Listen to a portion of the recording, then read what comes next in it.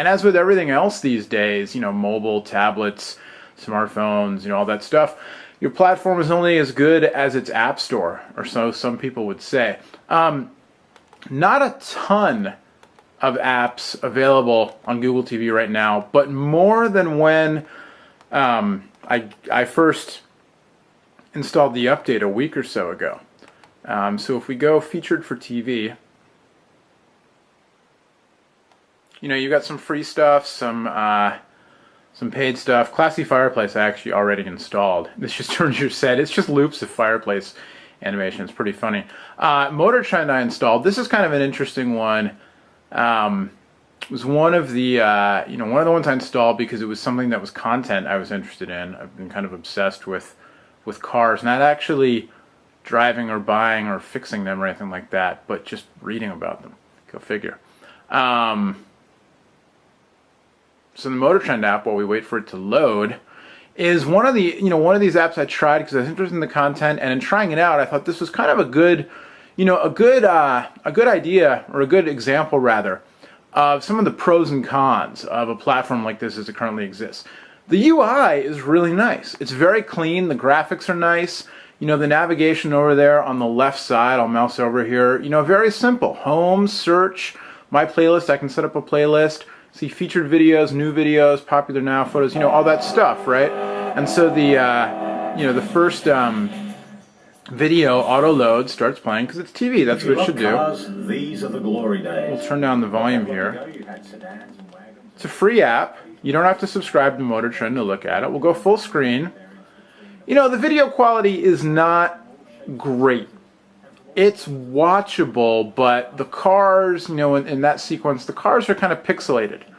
So, I don't know, if you're gawking over cars, you kind of want the pictures to be really nice. If I hit pause, there you go. Okay, so pause lets me out, and I can add to playlist, share, video info, that kind of stuff. Browse more.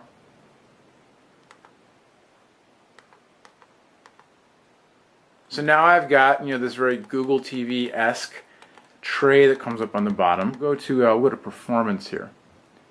And so now I've got pop over text. So, but only for the current video. So do I have to click?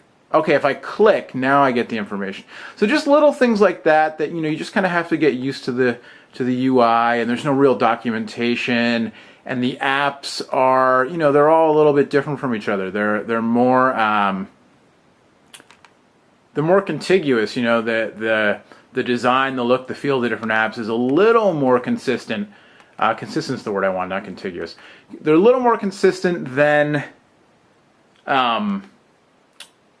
in the first version of Google TV, but still, you know, a little head scratching, SMH, right? A little head scratching that, yeah, it's not super consistent, and that's kind of the case with a lot of the smartphone apps out there, particularly Android, because there's so many, you know, different slight variations on the different versions of Android. But we'll go back. One of the apps that I was told to check out was Clicker. They're the apps that I have installed. I've only installed a few. Most of these were pre-installed. Clicker is kind of a cool app because it shows you. It's kind of like the Google TV app. It shows you, you know, all the different stuff going on that you can watch off the web. It has, I think it has more sources. And you can also, there's a subdivision there for just web video. So we can just go through, you know, all the different web video. Let's actually, let's see if we can find Techno Buffalo in revision 3. I would like to watch. So we'll go up to the top here. And let's just look for revision 3. You can see this is nice. When you search, you've got all these filter sources. So will it play on Google TV, yes or no? And then you can filter by the type of content you're looking at. You can filter by the source. So Amazon versus Amazon Prime. Amazon Prime I would watch because that's free for me because I'm a Prime subscriber. Amazon I'm probably not going to watch. iTunes I'm probably not going to watch. Comcast, I have Comcast. Hulu Plus I'm probably not going to watch. Anyway, scroll down in here. There we go. Okay. Texilla, App Judgment, Geekbeat, loading, Loading. Ben Heck. Loading. Now, I could just go and I could search for Techno Buffalo. But I figured I would go through the Rev 3 family. I'm actually going to be guesting on Tekzilla. I'm really excited about that. Just after Thanksgiving. So here we go. Okay, let's go to John Q. What's the apps?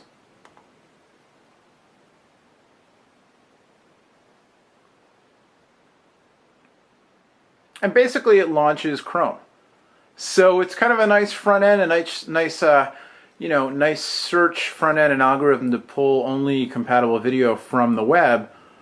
But then there is no direct play to the video. It launches the website. So that's just slight clunkiness you kind of have to deal with in most cases. And again, that will hopefully it will or won't change depending on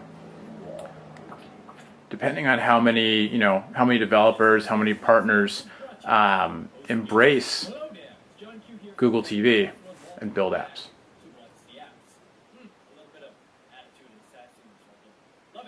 So today on WTA, we're going to be taking a look at a way to manage our finances with an app and service called Tosho. I love John Q. Anyway, there you go. Now how do I get out of here? Hit the back button. Basically everything. The rule of thumb with Google TV seems to be hit the back button. You can get out of here. Like I said, there are other apps available. There are some apps from major content partners. There are apps, some apps like Classy Fireplace and Clicker from smaller companies. Sony's got a few things in here, not all that much to write home about. And then you've got, Twitter and some of your social media applications. I could go on and on as I usually do. If you're with me this far, you're probably like, dude, you've already been going on, which is true. But basically, you've got an interesting entree into the set-top box market here. And this is what Google TV should have looked like a year ago. It would have had at least a better chance. It was also overhyped a year ago. It certainly did not revolutionize TV. Google didn't have deals worked out with the content studios. And so, they launched Google TV and then everybody started blocking their content from being available on Google TV. There's more stuff available now. But again, the service is a little bit clunky at times. At other times works really well. Some of the apps, like Motor Trend, the app looks great, but then the actual video content isn't quite, TV quality. And then I just kind of wind up going back to watching the stuff I'm used to watching, which is either, live TV via the couple of cable channels I have left, or stuff off of Netflix, or sometimes YouTube. Hasn't really revolutionized yet. It's just going to matter on whether or not content partners come to it. And do they come here? Do they go to Apple TV? Do they go to Roku? Do they go to the cable companies? What do they do? So we'll take one last look here. Here's the CNBC app. Now, I believe this is real-time data. Yeah, this app's fine. It's nice that you can pop around and choose what you want to choose. So this video icon makes me think I could choose Apple and see a video about Apple. But it's a lot like the CNBC channel. The quality, is a little bit lesser in terms of the video. And it's not working. Let's wait. There we go. So there you go. That's at least nice that I can kind of go through there and choose. And I can go to hot stocks, because I don't have any stocks. It's just putting stocks in there for me.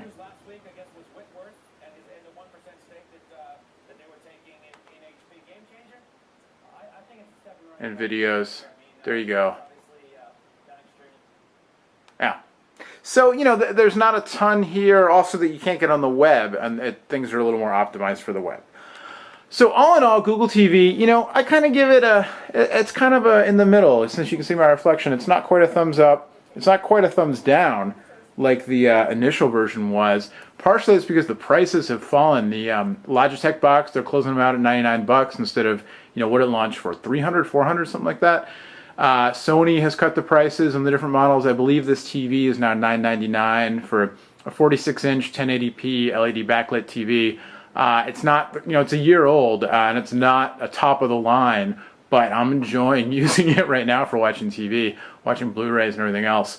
So, if you're getting a TV and you can get the Google stuff sort of thrown in there, why not? And it's nice to have that functionality when you need it, especially if you don't already have, a Netflix box. But there's no Hulu Plus support if you're a Hulu Plus person. And set-top boxes are cheap now. You can get the Sony set-top box that does Amazon, Netflix, Hulu Plus. It's down to like $49. I've seen it lately. So, in that respect, sort of hard to justify the extra cost just for the Google TV stuff. Anyway, there you go. It's kind of a long, somewhat meandering, but, I think I covered most of the important stuff. Review of Google TV Take 2. Again, we'll